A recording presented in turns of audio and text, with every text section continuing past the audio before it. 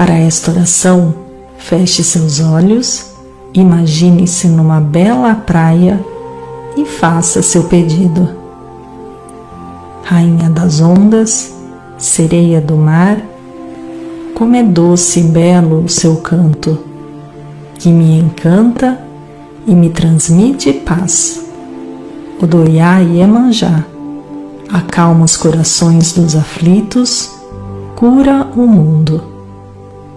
Me protege, abra meu caminho para o amor, cuida do meu coração e de toda a sua criação. Mãe querida, cuida de seus filhos. Ilumina meus pensamentos, encha minha mente somente de coisas boas e encha de paz o meu coração. Hoje eu te ofereço amor e gratidão.